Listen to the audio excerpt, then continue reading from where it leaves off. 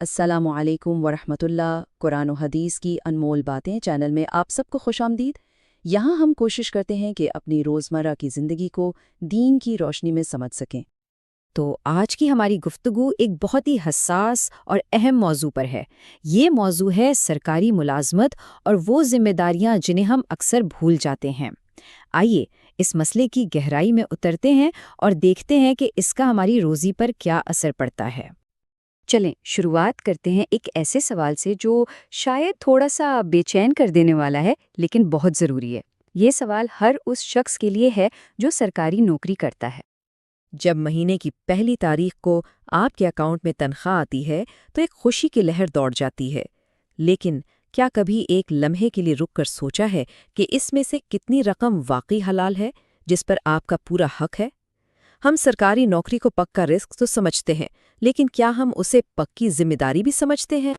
ذرا تصور کیجئے، آپ دفتر میں ہیں، آرام سے موبائل استعمال کر رہے ہیں یا دوستوں کے ساتھ چائے کا وقفہ لمبا ہو گیا اور باہر لوگوں کی ایک لمبی قطار ہے۔ کیا وہ قطار صرف آپ کا انتظار کر رہی ہے یا پھر انجانے میں آپ کے اعمال نامے میں گناہوں کا ایک رجسٹر بھر رہی ہے؟ یہ صرف ایک چھوٹی سی تاخیر نہیں، یہ ایک اخلاقی ناکامی ہے جس کا حساب ایک ایک سیکنڈ کا دینا ہوگا۔ اس بات کو آئیے ایک چھوٹی سی لیکن بہت عام کہانی سے سمجھتے ہیں۔ یہ کہانی ہے حافظ صاحب نامی ایک کلرک کی اور ایک بزرگ بابا جی کی، جو ہمیں دکھائے گی کہ کس طرح ایک شخص کی غفلت دوسرے کی زندگی پر کتنا گہرا اثر ڈالتی ہے۔ سوچئے ایک 70 سالہ بزرگ صبح 8 بجے سے آس لگائے بیٹھے ہیں، دوسری طرف کلرک صاحب ہیں جو 2 گھنٹے تاخیر سے دفتر پہنچتے ہیں۔ آ کر بھی انہیں کام کی فکر نہیں، پہلے اخبار پڑھا، پھر دوستوں سے گپ شپ کی، اور آخر میں بیچارے بابا جی کو کیا جواب ملتا ہے؟ صاحب میٹنگ میں ہے، کل آنا۔ یہ صرف وقت کا ضیاع نہیں ہے، یہ ایک بزرگ کی امیدوں کا قتل ہے، ان کی بے بسی کا تماشا ہے۔ تو یہاں ایک بات یاد رکھنے والی ہے، وقت کی چوری اصل میں مال کی چوری ہے۔ کیوں؟ کیونکہ جس وقت کے لیے آپ کو تنخواہ مل رہی ہے وہ وقت آپ کا نہیں، عوام کا ہے۔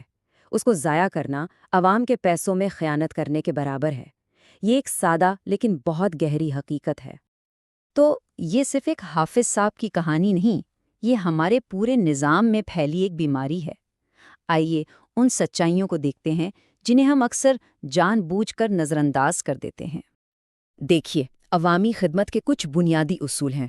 پہلی بات، آپ حاکم نہیں، عوام کے خادم ہیں۔ دوسری، یہ دفتر کا وقت آپ کے پاس امانت ہے، اور امانت میں خیانت سب سے بڑے گناہوں میں سے ہے۔ تیسرا، جب آپ کام پورا نہیں کرتے اور تنخواہ پوری لیتے ہیں تو آپ اپنے حلال رزق میں حرام کی ملاوٹ کر رہے ہوتے ہیں، اور جہاں حرام آ جائے وہاں سے برکت اٹھا لی جاتی ہے۔ یہاں 2 طرح کی سوچ کام کرتی ہے۔ ایک ہے خادم کی سوچ، جو ذمہ دار ہے، جو لوگوں کے لیے آسانی پیدا کرنا چاہتا ہے، اور دوسری طرف ہے حاکم کی سوچ، جو خود کو طاقتور اور ناقابل احتساب سمجھتا ہے، جسے دوسروں کی تکلیف سے کوئی فرق نہیں پڑتا۔ اور یہ سوچ اکثر پکی نوکری کے غرور سے پیدا ہوتی ہے۔ اور یاد رکھیں، اگر دنیا کا کوئی قانون آپ کو نہیں پکڑتا تو قدرت کا قانون مکافات عمل ضرور پکڑتا ہے۔ جو آپ بوئیں گے وہی کاٹیں گے۔ آج آپ کسی کو تکلیف دیں گے، کل وہ تکلیف گھوم کر آپ کے پاس ضرور آئے گی، شاید کسی اور شکل میں۔ اچھا، تو مسئلہ تو ہم نے سمجھ لیا، اب اس کا حل کیا ہے؟ آئیے خدمت کے اس راستے کی بات کرتے ہیں جو اس مسئلے کو جڑ سے اکھاڑ سکتا ہے۔ صرف 4 سادہ سے کام ہیں۔ نمبر 1، وقت کی پابندی۔ اپنے دفتری اوقات کو عبادت سمجھ کر پورا کریں۔ نمبر 2، لوگوں کے لیے آسانی پیدا کریں۔ اگر کوئی کام 5 منٹ کا ہے تو اسے فوراً کر دیں، یہ نہ کہیں کل آؤ۔ نمبر 3، دفتری وقت میں ذاتی کام بند۔ موبائل، سوشل میڈیا، یہ سب عوام کے وقت پر ڈاکہ ہے۔